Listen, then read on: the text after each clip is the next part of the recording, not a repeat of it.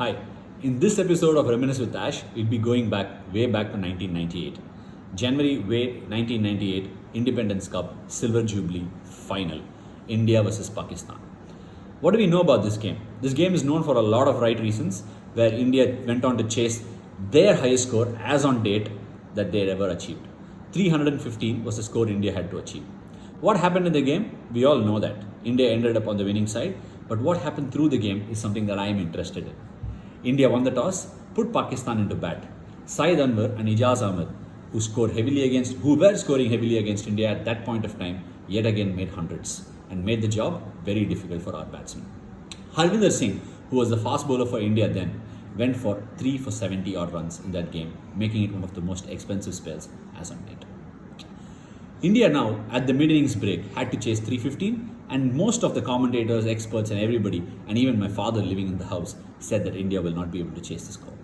But me, being the optimistic Indian crazy fan, had hopes pinned on Sachin and Sourav Ganguly, who were the best batters in the Indian team then. Sachin started off with a bang. It was so exciting to watch Sachin just go berserk and smash the Pakistani bowlers all over the park. In fact, he took Azhar Mahmood on and scored 4 boundaries in the same over. And one more to add on, Saqlain Mushtaq, the biggest nemesis of Indian cricket then, was coming into bowl when India were 60 odd runs out of 7 overs and Sachin was on strike.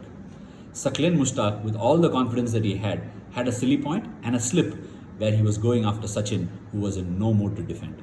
Sachin stepped out and smacked Saqlain, the first ball that Saqlain bowled from round the stumps, and went and clearly showed signs that India was not knuckling down.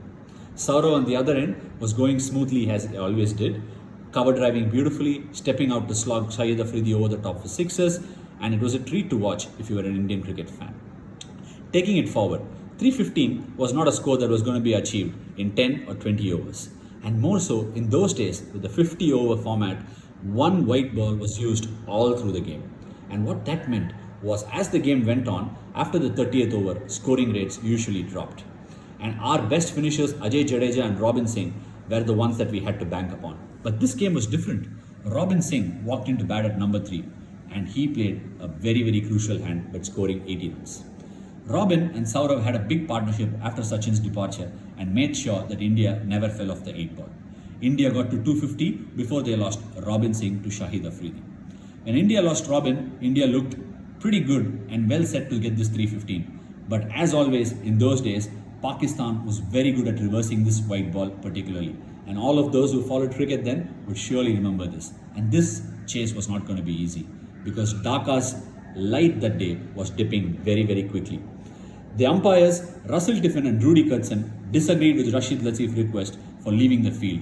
There was a lot of drama that ensued because the Pakistan fielders claimed that they couldn't see the ball. Yes, indeed, the light was dipping and then the floodlights that was put in wasn't good enough for sighting.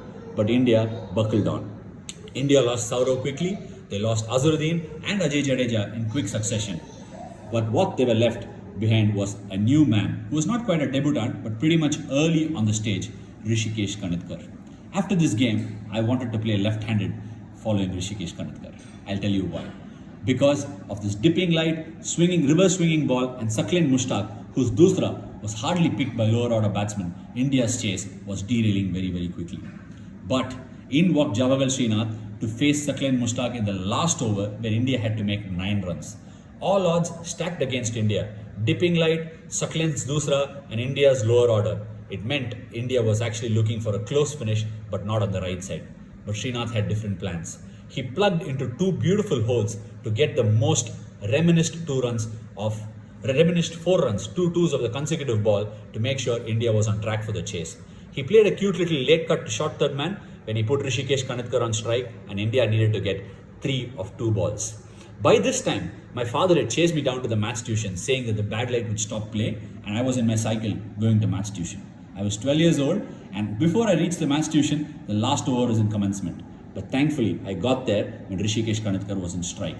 He smacked the ball of Saqlain Mushtaq right over mid-wicket fence, sailing into the crowds for a boundary, and out came every single player of the Indian team to make it one of the most memorable Indian victories that I have ever been a part of, I've ever watched.